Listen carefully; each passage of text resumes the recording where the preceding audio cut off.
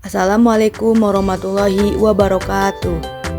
Kami dari kelompok 4 akan menjelaskan materi mengenai proses pengambilan keputusan untuk memenuhi tugas mata kuliah Manajemen Lembaga Pendidikan dengan dosen pengampu Ibu Dr. Rusi Rusmiati Alia, SPD MPD.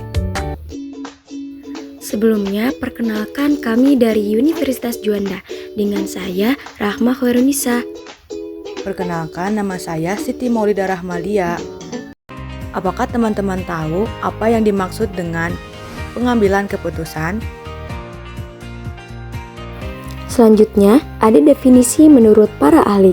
Yang pertama, espesiagian.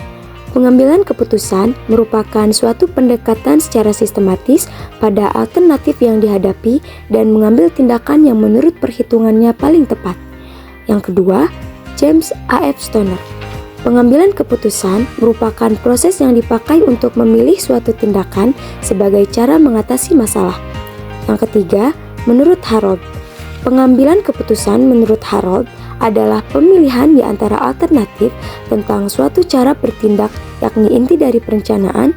Perencanaan tidak dapat dikatakan tidak ada jika mengambil keputusan, suatu sumber yang bisa dipercaya, petunjuk atau reputasi yang telah dirancang.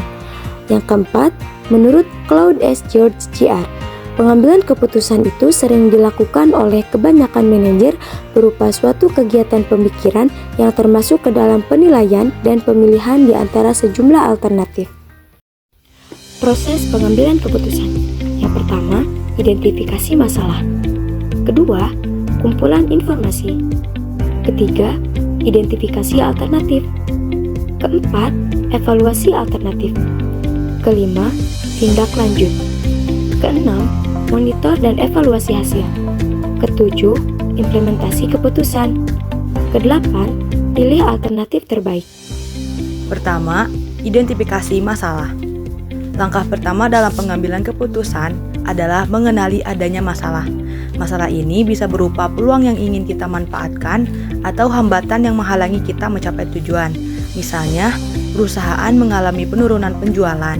Ini adalah sebuah masalah yang perlu diidentifikasi dan diselesaikan. Kedua, kumpulan informasi. Setelah mengetahui masalahnya, langkah selanjutnya adalah mengumpulkan informasi sebanyak-banyaknya. Informasi ini akan membantu memahami masalah secara lebih mendalam dan menemukan solusi yang tepat.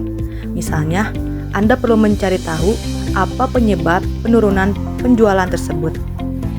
Ketiga, identifikasi alternatif. Setelah memiliki informasi yang cukup, kita bisa mulai mencari berbagai alternatif solusi. Semakin banyak alternatif yang kita temukan, semakin besar pula peluang kita untuk menemukan solusi terbaik. 4. Evaluasi alternatif. Setiap alternatif yang kita temukan perlu dievaluasi secara hati-hati. Pertimbangan kelebihan dan kekurangan dari setiap alternatif serta dampaknya terhadap tujuan jangka panjang. 5. Pilih alternatif terbaik. Setelah mengevaluasi semua alternatif, saatnya untuk memilih satu alternatif terbaik. Pilihan ini harus didasarkan pada analisis yang objektif dan pertimbangan yang matang. 6. Implementasi keputusan. Setelah keputusan diambil, langkah selanjutnya adalah melaksanakan keputusan tersebut.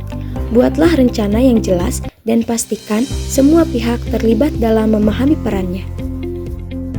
7. Monitor dan evaluasi hasil. Setelah keputusan diimplementasikan, kita perlu memantau perkembangannya secara berkala. Bandingkan hasil yang diperoleh dengan tujuan yang telah ditetapkan.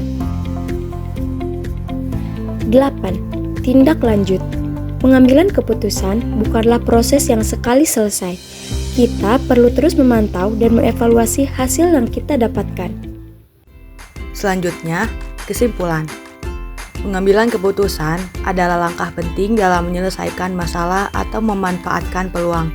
Proses ini melibatkan identifikasi masalah, pengumpulan informasi, pengembangan alternatif solusi, dan evaluasi opsi yang ada.